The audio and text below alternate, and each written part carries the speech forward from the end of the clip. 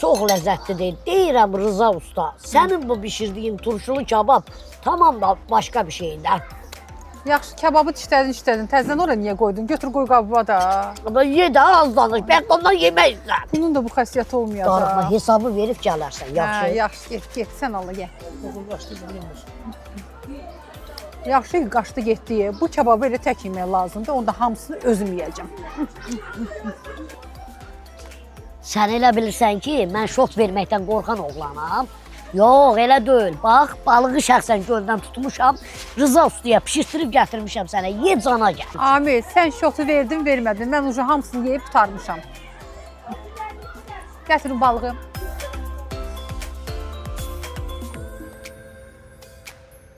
Amil, bugün sənə yemək düşmür.